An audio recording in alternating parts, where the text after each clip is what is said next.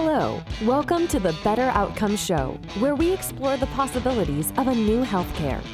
Each episode, we bring you a conversation with leaders across the healthcare industry, exploring topics ranging from new treatment techniques and interventions to novel service delivery methods and business models.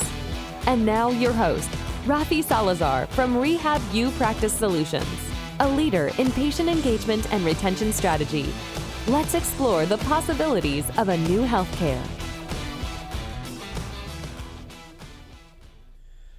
Well, hello. Welcome to another episode of the Better Outcomes Show. I'm your host, Rafi Salazar from Rehab Practice Solutions.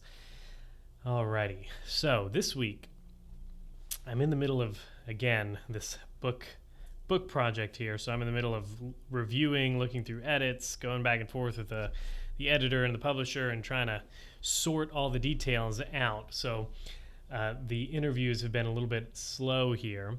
What I'm going to do, I've actually got an episode that I might release next week, but I might go ahead and just release it regular on schedule. It depends on how interviews line up. But it's an interview with he's an active duty service member who's transitioning out. And we talked, it was kind of off topic for the show in the sense that we weren't really talking about healthcare, specifically the healthcare industry or the business of healthcare, right?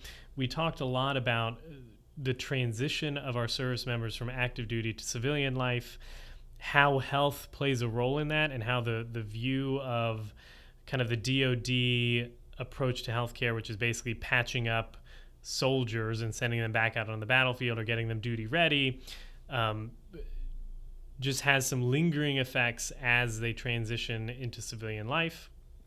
So I thought it was an interesting conversation. I have a soft spot in my heart for veterans anyways because of my time at the VA. They're just a great group of folks, and unfortunately a lot of them have to rely on the VA healthcare service or the VA healthcare system, which is not necessarily bad in and of itself, except for the fact that it is a large organization, and sometimes it's very easy for the needs of the individual to be overlooked or kind of fall through the cracks because you're following procedure or policy, which is something that I spent a good amount of time. In fact, we spent a whole chapter on it on the book, Better Outcomes, A Guide to Humanizing Healthcare. You can search for that on Amazon. It should be published and available through Business Expert Press, so it'll be available Barnes and Nobles, Amazon, all the places you can get books, I'm sure.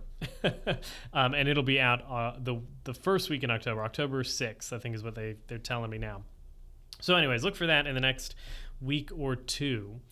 This week, like I said, I've been working on this book project, didn't have an interview lined up, but I've had a bunch of interesting conversations lately with clients, prospective clients, and just other folks that I know in the healthcare world, primarily in the private practice and the private practice outpatient ancillary healthcare space. So not so much big hospital systems, but I'm pretty sure that this trend that we're going to talk about today falls in line with that or is very similar. And that is the trend of workforce issues. Now that sounds very kind of management consulting. Workforce and utilization. Really, we're going to talk about the Great Resignation, how that's affected healthcare systems and healthcare practices in general as they try to recruit specifically frontline clinical staff in the ancillary healthcare professionals. So I'm not going to talk about recruiting doctors or anything like that. We're going to talk specifically about those allied health services, physical therapy, occupational therapy, speech therapy, nursing even. And I took probably about 2 weeks to go through a lot of the data from a kind of an analytical perspective in that. So I've had a lot of conversations with clients or prospective clients or friends of mine who work in the healthcare space as consultants and have clients of their own who have issues with, just I can't find clinicians to see patients, right? The work is there, the patients are there, there's definitely a need, I just can't find clinicians to serve them. So I took a couple weeks and kind of searched through a lot of research around student enrollment rates, around attrition rates, around just retention in general, employee retention at healthcare organizations. And it was even the topic of something a discussion point at the NBCOT. So I sit on the board of directors for the National Board for Occupational Therapy.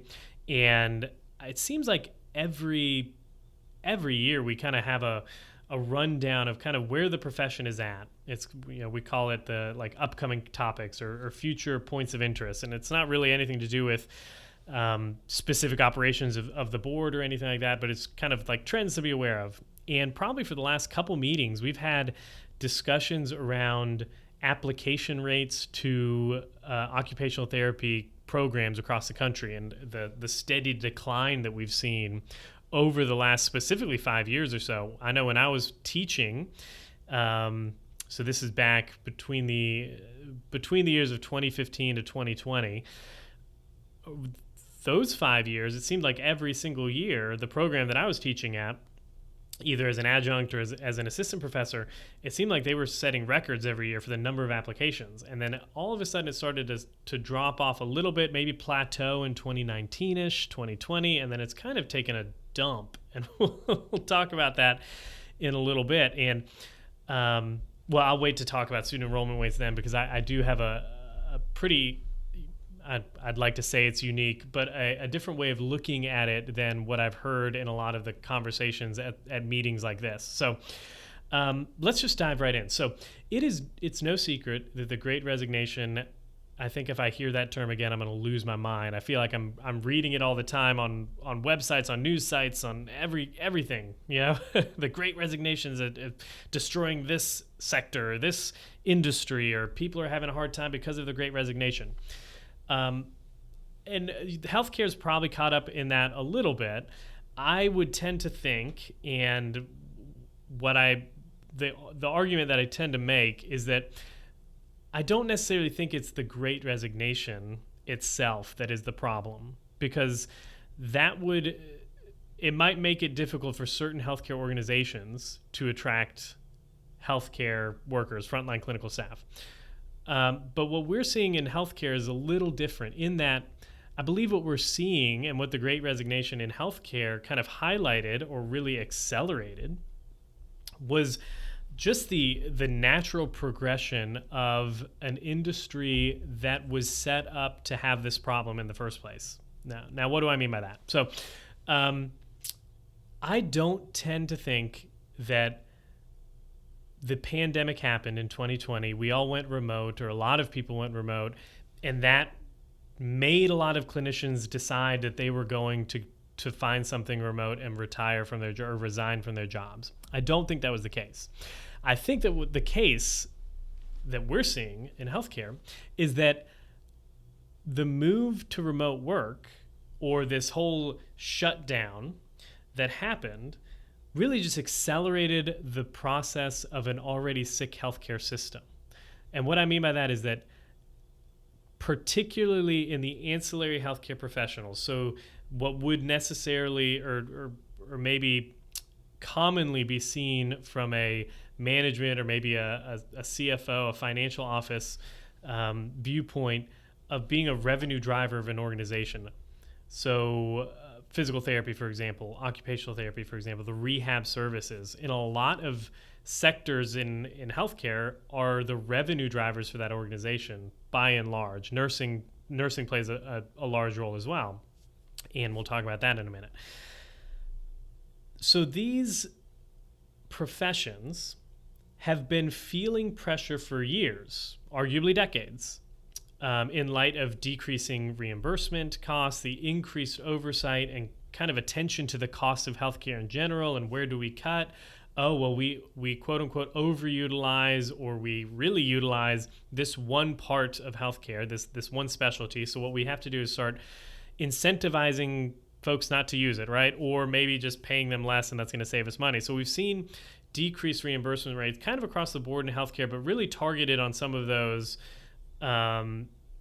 what may or may not have been intentionally viewed as superfluous healthcare services, right? Unnecessary healthcare services. And I, as an occupational therapist myself, as somebody that owns a clinic, a private outpatient physical therapy clinic, I understand the incentives that healthcare practice owners have as well, and healthcare organizations have for volume, right? To see more, to charge for more visits, kind of like dentists, right? If you're not drilling, you're not billing. If you're not seeing patients come through the door, you're not seeing revenue, you're not realizing revenue. So there is an incentive to see a larger and growing volume of visits per organization or location. And the reason that volume keeps having to go higher and higher is because the reimbursement rate keeps going down. It's kind of this vicious cycle, right? Every time there's a cut, organizations across the country are like, okay, well, we need to up the number of visits that we see per day, right? And that's going to offset this drop that we have. And it's just a truism of business in general. It's easier to sell more to customers that you currently have, right, than it is to go out and find new ones. So it's easier to just increase the frequency of treatment than it is to go out and find more referrals in a lot of cases. So that, I believe, is driving some of that. But anyway, that's not here nor there. That system, or the context of healthcare is kind of framed in that for the last 10 or 15 years. We're on this fee-for-service model. Healthcare organizations are using billable encounters by ancillary healthcare professionals as revenue drivers to run their other operations and the other overhead that they're going to have, the regulatory overhead, the administrative burden, all of that comes from the boots on the ground clinicians that are treating patients and submitting those CPT codes, right? Billing the patients. So that's all going on in the background. And even when I graduated from OT school and started treating patients myself 10 years ago now, that was a topic of conversation throughout my time in school, and then immediately realizable when I was an actual licensed clinician, was that there is a number of patients that you need to see per day, or a number of billable units that you need to produce each day, or treatment minutes, however you had it broken down. There was a requirement from management in all these organizations on their revenue producing staff, right? Their productive billable staff. So that pressure's always been there. And then what happens is the pandemic happens, right? And what we see is two things, which were kind of the perfect storm, right? So the first thing that happened is a lot of those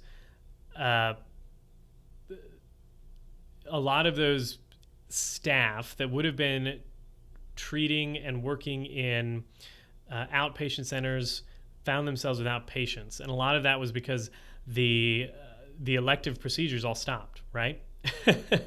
So many organizations just saw their revenue dry up. Not only their revenue, but their patient base too. They didn't have patients to see because they weren't doing knee surgeries or knee replacements or shoulder surgery, whatever, the orthopedics and a lot of those elective procedures that are really big business for healthcare across the board, for hospitals, for private outpatient clinics, all of that kind of just dried up. It did dry up. They just weren't doing those surgeries anymore unless it was an emergent procedure. You know, somebody had a car accident or a car wreck and they needed orthopedic surgery, they were going to get that surgery. But the person who'd been planning on doing a knee replacement and they were going to do it in the middle of 2020 found themselves in a situation where they weren't able to do that, right?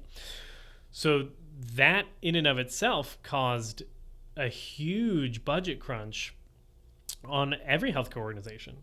So since frontline clinical staff drive much of that revenue in healthcare in general, where do you think the pressure was to make up the difference? Who felt the squeeze? Not only were these clinicians, these physical therapists, these nurses, these occupational therapists encouraged and often berated to be more productive, but they were also the target of cost cutting and layoffs. So you had this whole group of people who have been the revenue drivers of the healthcare organizations for years. They're getting increasing pressure to be more productive in light of insurance reimbursement rates going lower or reductions in reimbursement rates. And then on top of that, their patient base drives up, and a lot of the work that they would have had is going away. So not only is there this pressure now that they've got to be more productive, that they've got to drive a lot of the revenue for their, now not just for the organization but for their own jobs, they're also the first ones to get cut in a round of layoffs, right? I know one regional hospital system that I was talking to laid off 90% of its outpatient rehab staff. 90%. The other 10% were rerouted into the acute care hospitals to do things that weren't outside of their scope of practice, so to speak, but they were outside of their regular duties. Some folks that I had heard of, some occupational physical therapists that I had heard of, were rerouted into doing COVID testing, drive-through COVID testing. And I mean, they were grateful because they got to keep their jobs and they were getting paid to do that, but it was not what they signed up to do, right? So all of this whole drive for the revenue drivers feeling the squeeze because of a lot of those elective procedures going away, and they had to halt those non-essential medical procedures, and the drops in the budgets meant that people were getting cut. And it naturally, it makes sense, right? Like if you're not utilizing outpatient therapy, for example, because you're not doing a lot of surgeries, a lot of elective procedures, then that's where you cut, right? You need the nurses in the hospitals to care for people that were in the hospitals. But then on top of that, the ones that are there, the outpatient clinics or those ancillary healthcare services that remained, were still in a position of needing to, a lot of times felt like they needed to make up for that decreased volume through utilization and productivity. So as a lot of this pushed clinicians, they were it just was not a good situation, right? Hopefully we don't ever have to relive that again. But and then you have organizations that are laying off or temporarily suspending huge percentages of their ancillary healthcare staff, and then rerouting the other percentages to do other tasks. All of this pushed those clinicians who were kind of on the fence about retiring over the edge, and they were just like, you know what, I was planning on retiring at the end of this year, might as well make it this month, right? So many decided to go ahead and retire. Many younger clinicians began just bearing the brunt of both the layoffs, the kind of the emotional stress of job security and all that kind of stuff, in addition with the increased stress and workplace environment, high pressure, high stress, increasing productivity standards. And these clinicians weren't in a position to retire. And every hospital or clinic in the country either instituted hiring freezes and budget cuts or something to that effect, that there was nowhere for them to go. So high stress work environments place enough strain on employees already, but then you add the fact or the feeling that you're trapped in the job that you don't want, but you can't leave, and you've got yourself just a recipe for burnout, right? So when we look at everything in that context and the difficulty it is to find clinical staff, I tend to look at it as more of the pandemic didn't necessarily cause it, but it accelerated the inevitable, right? The healthcare itself was already built on this business model of high productivity, high utilization, fee-for-service model. And then when you take away the services that they can bill for, the fees dry up, right? So it's an unstable platform to build on anyways in the event of something like this where elective procedures go away. So it was, in my mind, kind of the inevitable outcome or the inevitable conclusion to the system that we had built. But how does this tie into employment or enrollment rates at colleges and all that? Well, anybody who's tried to hire clinical staff knows that recruiting and retaining talent, particularly now, at the time of this recording, it's 2020, halfway through quarter 3 of 2020. So obviously for smaller clinics and organizations that are competing with large hospital systems with bigger budgets and more benefits, it can get expensive very quickly to hire clinical staff. So a lot of private practice owners that I speak to feel like they're just priced out of the market, right? Because these hospital systems are looking for clinical staff, and they're just throwing money at these people, trying to retain them, trying to attract them, trying to recruit them. At one point in time, I think maybe this time before the pandemic, 2019 or something like that, U.S. physical therapy was spending something like 56% of their revenue was going to payroll and associated costs. And the last time I pulled the numbers, which is probably Q1 of 2022, it was 63%. So I mean, it's gone up 6 percentage points since then, which is a lot, especially when you're talking about a business that might be sitting at, somewhere between 10 and 15% profitability. You take 6% away and you're talking half of that going away, right?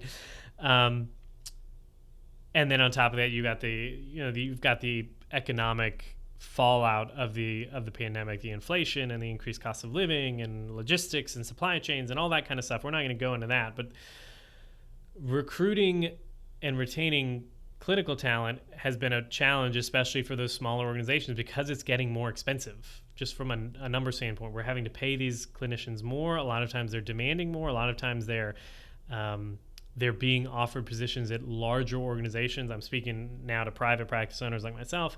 They're being these prospective employees, or these candidates are being offered positions at large institutions that have just a bigger budget for benefits, retirement and health insurance and all that kind of stuff. So it becomes expensive, right?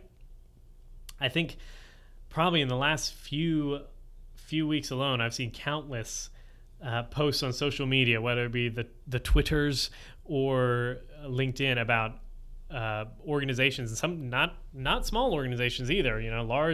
Large chains like physical therapy chains here that have multiple locations that are either mid-sized regional players in 8 or 9 states, having postings for clinical positions like physical therapists or occupational therapists, and it going months without getting a single applicant. So clinics and organizations across the country seem to be struggling with attracting and retaining, specifically, like I said, the frontline clinical staff, those boots on the ground clinicians that actually treat and serve the patients. So the question is, why in the world, with an aging population that we know is going to have increasing medical needs over the next 10 or 15 years, as the population ages, things like decreased mobility, increased fall risk, increased rate of surgeries, joint replacements, and the like, all these medical professionals are reporting record number of graduates this year, or at least major medical professions are reporting a record number of graduates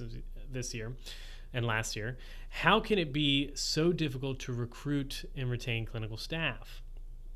Well, here is the twofold answer. The twofold answer is, one, clinic attrition or clinician attrition, which we'll talk about in a little bit. But I do want to explore college graduation rates, because enrollment tends to be some people call it a leading indicator for where healthcare workforce is going to be in the next several years, which it is. If you're taking in less students, or the enrollment is declining year over year, you're going to have less available clinicians in the workforce. However, I also look at it as a lagging indicator of where clinician sentiment is for their job satisfaction, or their willingness to recommend the profession to other people. So let's talk about this for a minute. So again, I sit on the board for MBCOT. At our last meeting, we spent a bit of time discussing the issue of student enrollment, specifically in occupational therapy,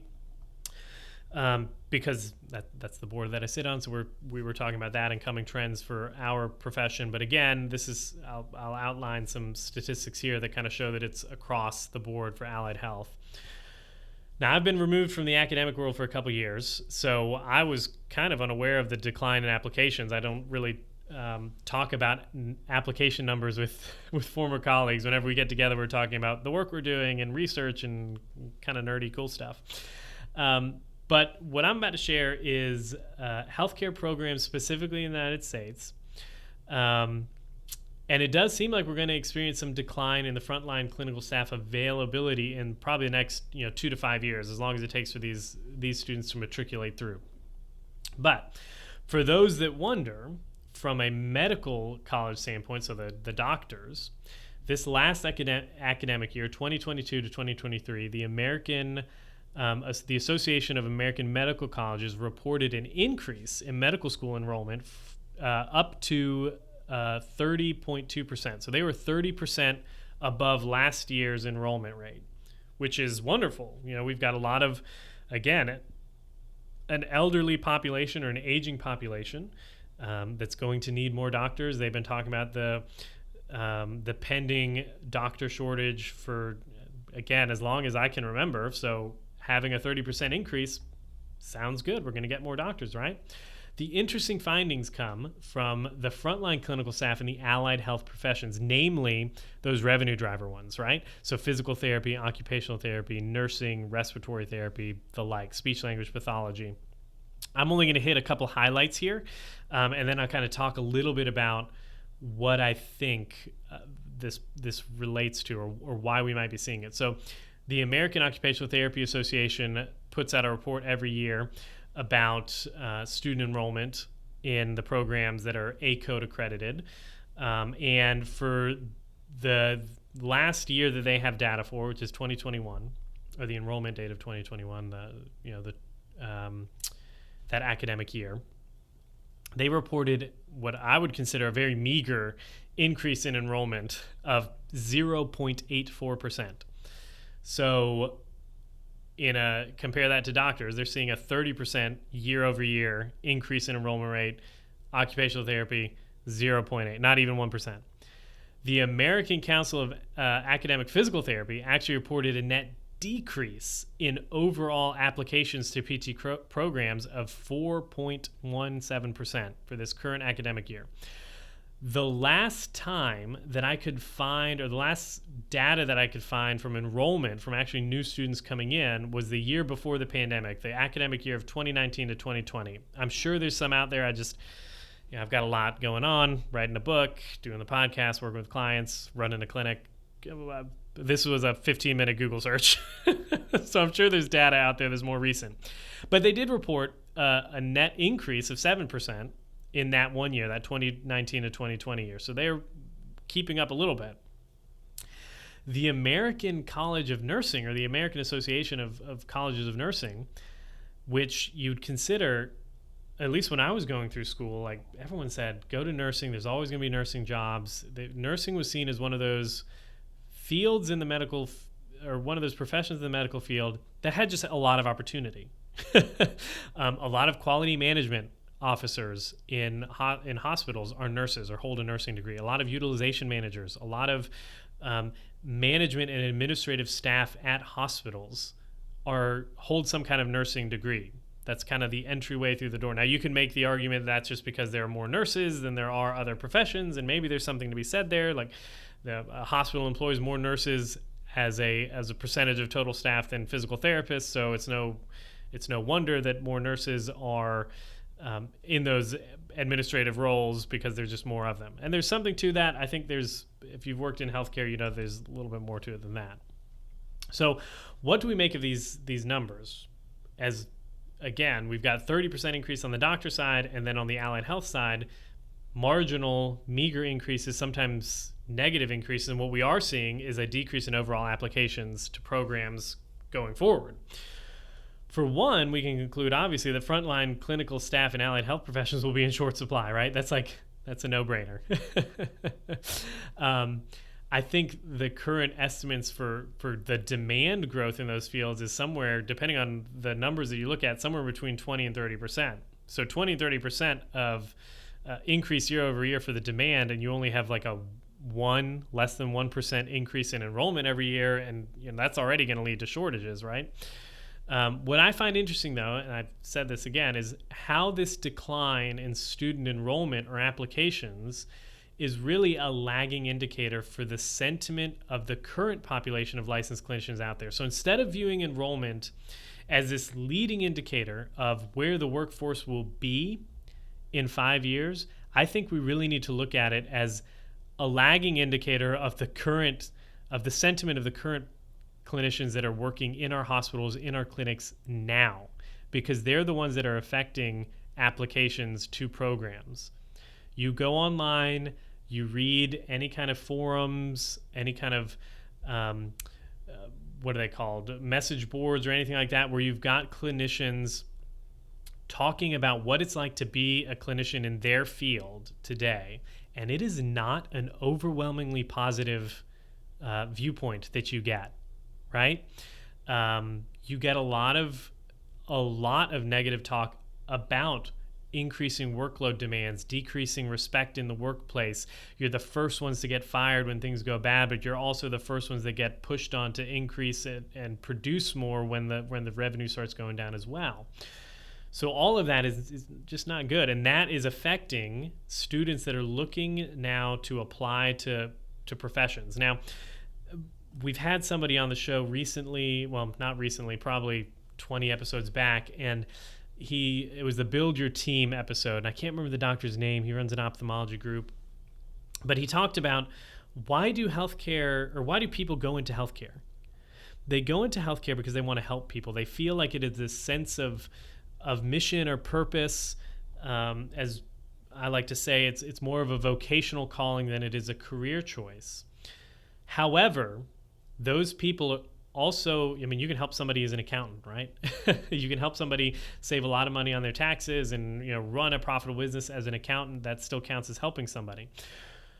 The reason that a lot of folks gravitate towards healthcare in particular is a large majority of that, a large chunk of that is because of the perceived job security. There's always going to be sick people.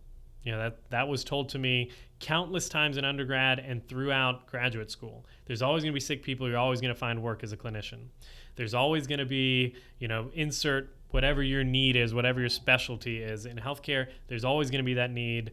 You're always going to be able to find a job that you want, making a decent living. And what we've seen over the last year, probably not the last year, but the last probably 10 years, is that you're always going to have a job, but that job might be super high stress, require a lot of productive capacity from you that in some instances is just not realistic. And then on top of that, there's just the reduction of your job from something meaningful like a vocation to simply checking off boxes on a checklist in order to meet whatever productivity standard is there so that you can get paid, right? So all of that kind of bleeds through when you read any kind of article written by a clinician, probably in the last 5 years, specifically through the social media channels, right? I think it's the non-clinical PT, and Meredith is great. I did an interview for her early on in my consulting career about it. And even back then, there was interest in how do you take a step away from being a clinical frontline staff. And we'll talk about that more here in a little bit. But the general sentiment among healthcare providers, specifically those working frontline clinical work, is not very positive. And that is going to have an impact on enrollment rates. So what I see when I'm sitting in these meetings and we have these conversations about enrollments at college programs decreasing year over year, and what are we going to do, and what is the problem? The problem is not that. Well, let me back up. So one of the initiatives that we heard at one of these meetings was that there's a group that will remain unnamed, and this organization thinks that the way to attract more applicants to, this is specifically for OT and PT programs, is to highlight the non-clinical work that is available, these unique areas of practice, these digital and virtual service delivery methods and yada yada, all these, working in software and working in tech and all that kind of stuff. And they're kind of holding this up as like, look, you can get a degree in OT or PT and go into one of these areas. That does not address the problem. The problem, or the reason why you're seeing decreased enrollment and decreased application to programs across the country, is not because people don't see there's opportunities for non-clinical work, or they don't see that there's opportunities for unique positions, or just stuff that you wouldn't normally get to do every day. That's not the problem. The problem is that the majority of people look at healthcare and they don't want to be part of it. They don't want to be part of a machine that is cranking out high volumes of mediocre, in this case, therapy work, right? They don't want to be on the conveyor belt of therapy, doing the same exercises or the same treatment to the same people every day, day over day, regardless of what the situation is or the unique factors. Like, they're not leaning in at all, or they're not, organizations are not capitalizing on the fact that these clinicians come to the profession with a deep sense of meaning, purpose, and vocation. And what they do the first 3 years while they're a clinician is beat that out of them by running them through this high volume fee-for-service model, business model. So it is a function of the business model. It is a function of the way healthcare organizations make money that has led to this situation where now we are seeing decreased enrollment and decreased applications to these professions. It's not because they don't see the degree itself as being versatile. It's that they know that you've got to put in years in a therapy mill before you can jump into some of those degrees, right? Or some of those other roles. So some of the main levels or the main topics around this, like why are we seeing, like why is sentiment poor or decreasing and declining in the current population of licensed clinical staff out there? Part of it is clinician burnout, and I've already talked about that, kind of the increase in work demands, the fact that you're dehumanizing healthcare at a very, very basic level. People are not viewed as unique individuals. They're viewed as unique social security numbers coming through a clinic, or a number of billable units available for that clinician to meet their productivity standards, right? And you can talk about kind of the pandemic's effects on that. I will say that my position is that the pandemic really just accelerated the inevitable. And I've already said that, so there's no reason to go back into that. But what that has led to is clinician attrition. So what leads us to clinician attrition? Those clinicians that experience burnout and saw an opportunity, probably over the last several years, this was happening in drips and drabs, probably over the last 5 to 7 years, and then really, boom, accelerated during the pandemic. They saw an opportunity and they decided to make a switch out of clinical care entirely. Many clinicians still took positions that were related to the clinical experience, medical documentation reviewers or auditors, quality assurance positions, back office or administrative roles, management roles, that sort of thing. Some folks like myself ended up in clinical consulting or healthcare consulting, which was still relying a lot at the time on my clinical expertise, my clinical background, but it wasn't direct, frontline patient care. A few found roles, in the healthcare technology space, working for organizations that are developing, software, SaaS business models, and they're providing some clinical insight into utilization or UX, UI design and features and all that kind of stuff.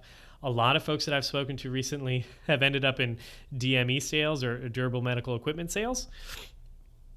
And we'll talk about that in a little bit. And then some clinicians just left the healthcare field altogether. I've talked to folks who have ended up in real estate or insurance sales or even banking.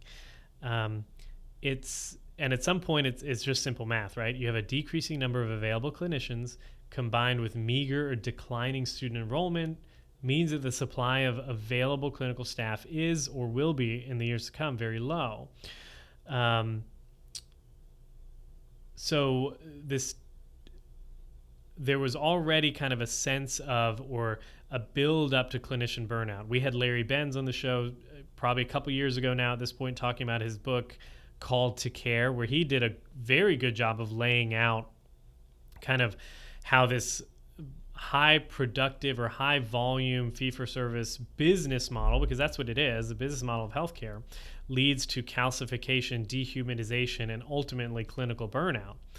He also laid out how you can, if you find yourself in that position, how to get out of that. And we'll link to that show in the show notes. You can go listen to that. It was a great conversation. But whether it results in clinicians leaving the field entirely or seeking non-traditional or non-clinical roles, the major factors that are driving this move seem to be related to, again, that work pressure resulting from the business and reimbursement models of healthcare. Particularly, this is the U.S. now. I mean, I know that in other places in the world where you have national healthcare services, you're still seeing some pressure. You're still seeing some clinician attrition, and those are for different reasons. However, they're related, and they do involve burnout and dehumanization, but that's the topic of an entirely different podcast and or article, right? The advent of remote work. So remote work has impacted healthcare at some level. We'll talk about it here in a little bit. The desire for increased flexibility, again, arguably from this advent of remote work. And then a growing interest in both that non-traditional or non-clinical applications of clinical skills or clinical education. So let's break them down very, very briefly. I've already rambled on long enough, and then we'll kind of wrap it up. I do have an article on this topic coming out probably, when is this? This is August 9th, so it'll probably be published on the 15th on the website, and I'll send an email out. If you're on the email list, you'll get a kind of an expanded version of this podcast, but that has a lot of specifics and links. So I'm not going to beat a dead horse here, but that first topic that we mentioned, that's pushing clinicians to leave the field entirely or seek that non-traditional work, would be those work pressures resulting from the business and reimbursement models of healthcare. I cover this in great detail in my book. Here's a shameless plug for the book. It will release October 6th. It is called Better Outcomes, A Guide for Humanizing Healthcare, but I spend an entire chapter in that book talking about value-based reimbursement models, and how decoupling fee-for-service from the way clinicians make money is good for healthcare in general. And then I also spend an entire chapter talking about policies and procedures and the rigid organization and structure of healthcare, and how that also leads to dehumanization and increases workplace pressures. All right, enough of that commercial. So whether it's a time-based coding system or a procedure-based coding system, here's the long and short of it. Healthcare organizations generally receive revenue based on the amount of healthcare services they provide, not necessarily the effectiveness of those services or their treatments or the value they provide.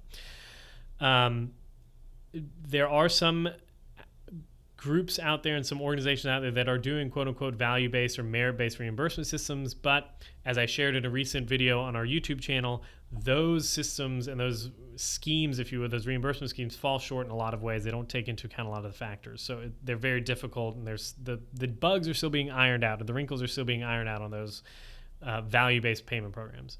But why is this important? Why is it important that healthcare service or healthcare organizations receive revenue based on the amount of healthcare services they provide? Well, it doesn't take an economist to take this out, to tease this out, right? But incentives matter.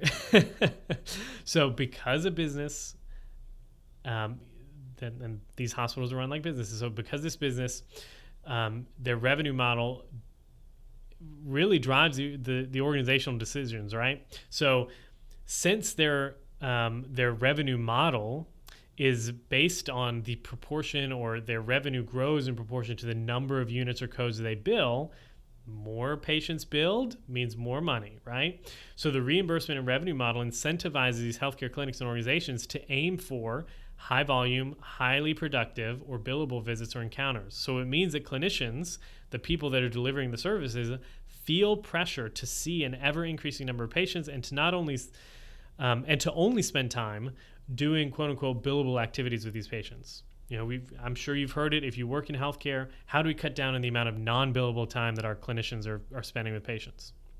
A lot of times, that non-billable time is where those relationships are being formed, where the foundation for better clinical outcomes is being laid. And if you take that away, it becomes a very, very impersonal, dehumanized experience of receiving care. Again, talk about it in my book a good bit. So you combine that with the ancillary healthcare professionals acting, as I mentioned, as the revenue generators for healthcare organizations, and you've got a recipe for high-stress work environments, specifically in those disciplines. So while doctors and surgeons may also feel the pressure to see more patients or bill more units or whatever, the ancillary healthcare professionals feel the pressure from both ends of the spectrum. On the payer side, reimbursement continues to decline, so naturally, services whose reimbursements get cut gets cut first are the higher volume services, just because, again, those like Blue Cross Blue Shield looks at their spend every year and they say, oh, you know what, 70% of our spend on healthcare went to these high volume services like physical therapy. We got to either decrease the number of appointments that we authorize for our patients, or we need to decrease how much we're paying them. Probably is a combination of both, right? So those higher volume services, like those ancillary healthcare clinicians, like physical therapy, occupational therapy, rehab, nursing, they kind of feel the squeeze from a reimbursement decrease, right? So for every knee surgery, as an example, physical therapy and nursing bill out many more codes, probably orders of magnitude more codes than the physician does. The physician is billing a code for the preoperative encounter, the surgery itself, the orthopedic surgical procedure encounter, post-operative care, and then what? They see the patient 2 weeks after surgery, 6 weeks after surgery, and then like 6 months after surgery or whatever it is. So they see their patients for a smaller, just less encounters, right? And then on the other side, on the organizational side, when reimbursement gets cut, so do the departmental budgets, right? So you've got a situation where ancillary healthcare professionals make up a big chunk of the revenue simply by nature of the fact that their work involves more frequent touches or more frequent encounters with patients. So they're always on the target list for reimbursement cuts or reimbursement decreases, right? And then on top of that, when those decreases occur, those organizations react with cuts to departmental budgets. So hiring freezes, no new job postings, all this pressure from a cost standpoint also leads to this increase. We need to increase productivity and utilization. And this pushes many clinicians to the point of burnout and even attrition from the field entirely. So that's the business model thing. Let's talk about remote work. How has remote work affected it? Well, take what I just described about the workplace pressures, the drive for productivity and utilization, and throw in the whole remote work explosion. It's really been an explosion probably over the last several years. I remember telling folks when I was starting consulting in 2017. So I started consulting. I left a clinic. I was working from home out of my home office basically 4 or 5 days a week. And I would tell people that fact alone, and they would look at me and their heads would turn sideways like, you're working from home? Like, even back then, 5 years ago, it was a big deal. Not very many people work from home. I mean, maybe if you worked for Silicon Valley or you worked for a tech company, yeah, you worked in computers, it was not a big deal. But we had things like Zoom, right? Zoom was around in 2017. So like I said, I think the pandemic didn't cause this so much, the remote work so much, as it simply just accelerated the rate of change that many folks were already experiencing, right? I've been working from home, like I said, basically remotely since 2017. Sure, now like I've got an office now. I'm working upstairs in the studio above the clinic, but I could easily do what I'm doing now from home or a coffee shop or the beach. That's an idea now, right? But how has this great increase in remote work affected healthcare recruitment and retention? On the side of retention side, and maybe even on the recruitment side at some point, I know I used it the other day to recruit a physical therapist. Remote impact has really impacted those licensed clinical staff who have a portion of their work that is administrative. Documentation is what I mean, right? Clinicians have begun to see that a lot of the knowledge work, quote unquote, that we do in healthcare, so the documentation, the report writing, recommendations, all of that can be done remotely. This has done a couple of things. One, it has pushed clinicians to try and leave direct patient care entirely because they know that there's opportunities now. They know there's opportunities for non-clinical remote work and they want them. So maybe it's somebody that got into healthcare because they wanted a safe, secure job. They realize there's a way to have that safe, secure job without being frontline clinical staff, so they're going to take it. I'm not talking about them so much. It has also caused those frontline clinical staff, though, and we'll talk about flexibility here in a little bit, who are looking for a little bit more flexibility or quote-unquote work-life balance to inquire about and sometimes demand from employers, if we're being honest, the ability to dictate where and when some of that non-patient facing work takes place. So because remote work opens up the flexibility and options to work in an environment other than the physical clinic, many clinicians see it as an opportunity to, quote, get away from the hectic office, right? And it can be used theoretically as a way to kind of a pressure relief valve, right? You've got a clinician it's stressed, they've had a really hard day. Why don't you take the rest of the day off, work on your notes from home, whatever, right? Again, we're not going to talk about the IT security and the safety procedures you need to have in place.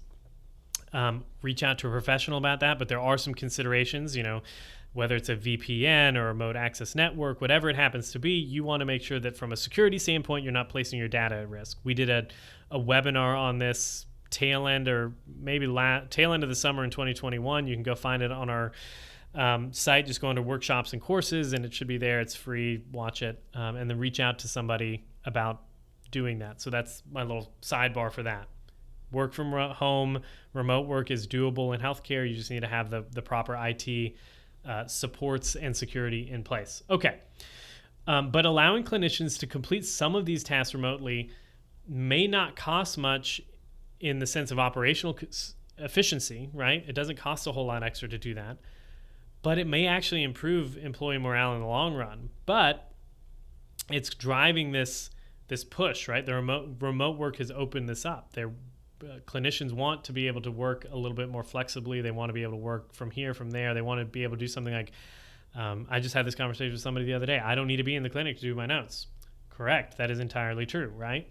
Unless there's some operational procedure that you have the clinician doing that they can't do from home. But in some cases, it might be worth exploring. In addition to the administrative or the non-patient care tasks, we are very much moving towards a hybrid level of care, right? Where we're not just delivering care in the clinic, one-on-one, face-to-face, but services like telehealth, asynchronous telehealth, secure messaging, secure communications, all of that kind of stuff, if you would. The tech side of healthcare has really, again, because of the pandemic, just accelerated. It was going to happen eventually, but it accelerated. So while the regulatory bodies, and I sit on the state board for OT in Georgia and on the national board for occupational therapy in the US, and we have these conversations all the time about who regulates what and where do you need to be licensed if you're delivering services across the country, this, that, and the other, and licensure compacts are coming into play. So the regulatory bodies are really scrambling to try to figure out how to fix this or how to make sure it works smoothly, because everybody sees the benefit. But it is something that's a viable option. So it's something that can and should be expected depending on the clinical specialty, right? I don't really want to talk about non-clinical remote work a little bit. I will mention it in the fact that it has impacted clinical recruitment and retention, and I would argue again that it's more of that indicator of the sentiment of clinicians in the day-to-day clinic, as opposed to its own thing. I think it's an outcropping and just a natural extension of this, of the remote work that became possible, and clinicians that were already feeling stressed and pressured by productivity demands just felt like it was a natural move. I'll just take my skills and go somewhere else, either utilization review or medical documentation audits or product development or whatever. Since these jobs both have the benefit of being both flexible and remote work options, and it removes the volume and productivity-based revenue models of traditional healthcare, they've been receiving a lot of attention from clinicians. So it's definitely something to be aware of. Flexibility kind of falls in it, but whether you're calling it work-life balance or some other popular term that's in vogue these days, it all stems from the idea that people should be able to strike a balance between the demands of the workplace and their non-work life, right? So remote work has affected that, in that because some of the work can be done outside of the office, a lot of clinicians are looking for that. They're looking for opportunities to not be chained to the clinic, so to speak, all day, every day. And that's kind of, I've got thoughts in it, and we'll share them here maybe in a minute, but we're already approaching 55 minutes here. I think what we need to think about probably, and maybe I'll do a follow-up episode to this, is kind of the future of healthcare recruiting. Someone asked me the other day, he's another consultant, he's a marketing consultant he's servicing right now a clinic that's having a hard time attracting staff. And he said, well, do you think there's going to be a correction? Because he's coming from outside of healthcare in general. And I said, oh yeah, I kind of rattled off some of these things. Oh, there's a high burnover, high turnover rate, high attrition rate. A lot of clinicians are going to these non-clinical remote work opportunities. And he said, well, surely there's going to be a correction, right? Like the market can't sustain that. And I do think at some level he's correct, right? At some level, the demand for non-clinical, quote unquote, non-clinical remote work opportunities has already far exceeded the availability of those opportunities, one. And then they've also, it's gotten the attention of folks even in the academic realm. So it is going to have an effect. I don't necessarily know if there's going to be this correction where you see a whole lot of these people that left clinical care to do non-clinical work fall 100% back into going back to a clinic. I just don't see that happening. I said that when I started consulting in 2017. I remember talking to a colleague, and I said, I just don't think I could ever go back to working 100% in a clinic anymore. Not because I don't love it. I bought a clinic because I wanted to treat patients again. And I do treat patients a couple days a week, and it's great and it's wonderful. But there's something about, one, the impact you can make in some of those non-clinical roles, but then also just the breathability and flexibility of not being under the demands of productive or utilization standards, right? This fee-for-service business model, which seems to be a problem, right? So on the topic of will there be a correction, I do not believe there's going to be a correction. This is my prediction, right? So I might subject to being wrong.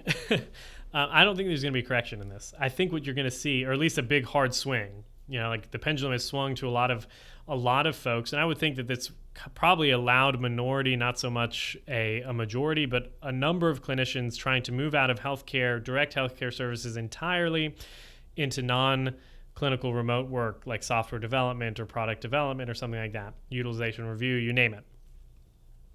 I don't think there's going to be a hard swing of the pendulum back the other way where all these people leave these opportunities in droves. I think what you're going to have is hopefully a nice balance resting in the middle. What you will find, because I have experienced this myself and I've talked to other clinicians who were in my shoes, who left clinical care for something like consulting or a product development or software development or whatever it is. And we got into healthcare again. It's a vocation. We got into healthcare because we have this desire to help serve our fellow man. I mean, that's what it is at the end of the day. Call me, pie in the sky idealist.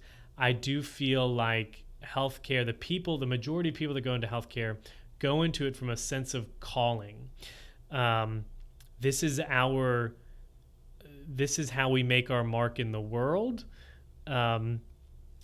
In the sense that we want to help better the lives of those around us, those that come into our clinic, right? You don't necessarily get that working in tech, working in consulting.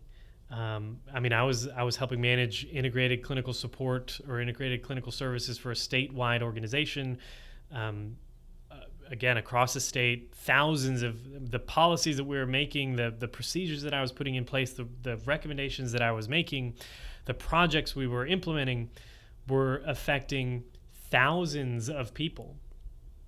And hopefully for the better, right? That's why we were doing it. We're trying to improve the care and access and quality for thousands and thousands of people.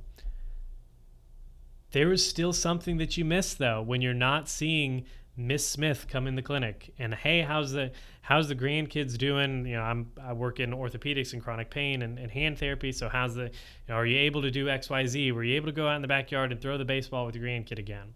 You miss something very, very real in in doing the large, high impact stuff. We need the high impact stuff. I get it. I love doing it. I love consulting with healthcare organizations and knowing that the changes that I made are going to improve access to care and the quality of care at that organization, which is going to impact many more thousand patients than I could ever hope to touch in my clinical career. But there's still something, healthcare is a human experience, right? I say it all the time. Healthcare is human. That human connection, the human relationships still drive a lot of healthcare providers. So a lot of these folks that have swung completely out of clinical care might be totally happy doing it. I would venture to say that if you asked them, the majority would say, if there was a way that I could do both and not feel pressured to live under these productivity standards, I would absolutely do both. I would absolutely go work for this software startup creating this tool, but I would want to keep a day or two in the clinic. And part of it myself too, like the consulting work that I do specifically, I feel that the clinical work is what drives a lot of the insights. It is because I am in there every day talking with my own staff and then talking to patients, running an organization where I see and I keep abreast, if you would, of the trends in healthcare. So I do think that while there might be a correction, so to speak, I don't think it's gonna be a big pendulum swing into all these people that are out of clinical care coming back in. I think we're gonna see more of a hybrid model of recruiting and retaining clinicians, where maybe some of that work involves non-clinical, maybe some of the work of that position involves non-clinical work, administrative work, utilization review work, can't even speak here. It's the end of a long hour, right? But coupled with that human connection that you get in the clinic. So when I was telling somebody the other day, I was like, how do you win at healthcare recruitment these days? You need to create an environment that entices this new wave of flexibility, desiring clinicians. You want to give them the opportunities to provide value to the organization in a way other than direct patient care, if that's what they desire. I mean, I know some people that all they want to do is treat patients, and that's totally fine. I know that a lot of the younger folks that are coming up that I have conversations with that come through the clinic as students, or that I interview for the organizations that I consult with or for my own clinic, want to develop some of those non-clinical skill sets, like business management, like marketing, like business development. We want to hire intentionally, right? You're not looking to simply fill a position. You're looking to hire someone who has the skill set, but also the vision and the attitude that will advance the mission, vision, values of your organization. That, again, might sound kind of pie in the sky, but it's true. Hiring right helps retain staff for the long term. And be quick to fire, right? I've been in that position where I've hired somebody and then I've realized this is not a good fit for the organization, and we have a frank conversation and they go their way and we go our way, and the organization is better for it. Not because that person is bad, but because they just weren't a good culture fit. The recruitment process itself, again, it should be digitized, and it should be a little bit prolonged, right? Be slow to hire, quick to fire.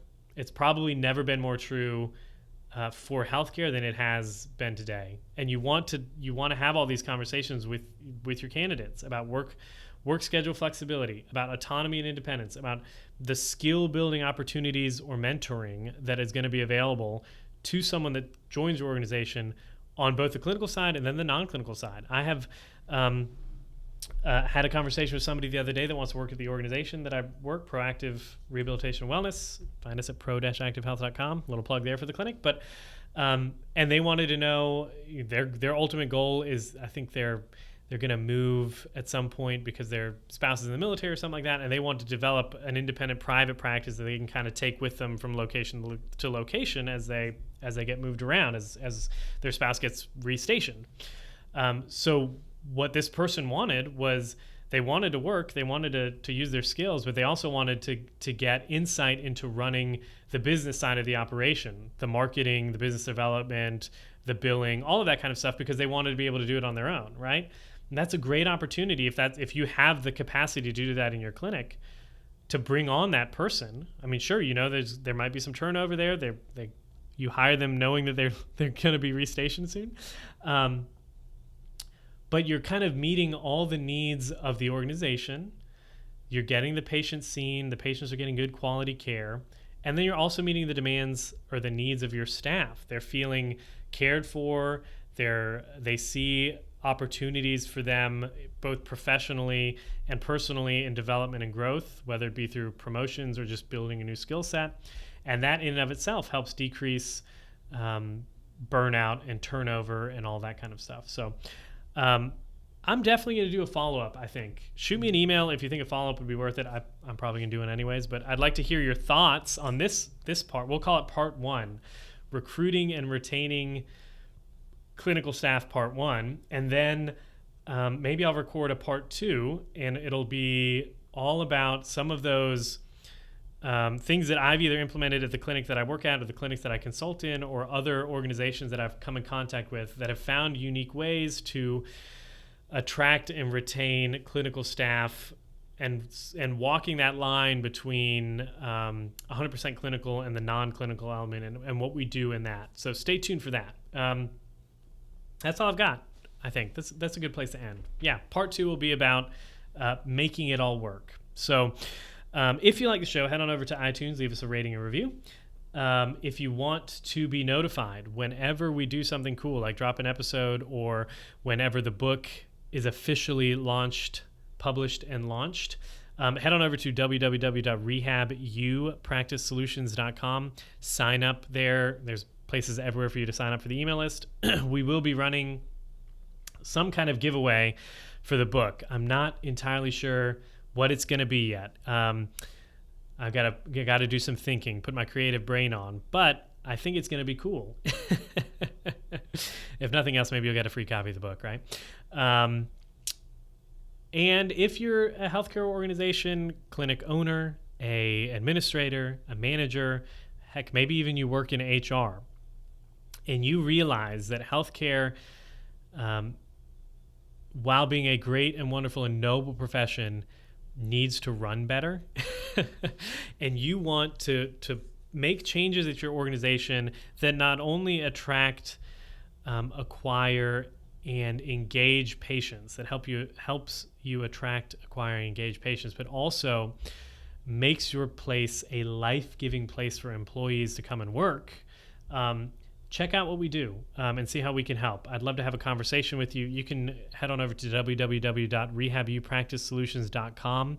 Click that tab on what do we do, and you'll see the various consulting projects. We do have a program called the Ultimate Patient Experience Blueprint, but for something like this, something that involves staff recruitment and retention, just kind of the foundation of humanizing healthcare, just click on that consulting tab and just have a conversation. I'd love having conversations with folks, even if it doesn't lead to projects, right? Interesting conversations. That's why I do the podcast. That's why I do the work that I do. That's all I've got, folks. Until the next time, be safe, be healthy. I will talk to you then. Thanks for listening to the Better Outcomes Show, where we explore the possibilities of a new healthcare. Our hope is that you walk away from each episode informed, equipped, and empowered to push the boundaries in your own practice or business. We want to give you the tools to help you build strong, long-lasting relationships with your patients and clients, helping meet their goals, improve their health, and achieve better outcomes. Learn more at www.rehabilitationpracticesolutions.com. We'll catch you on the next episode.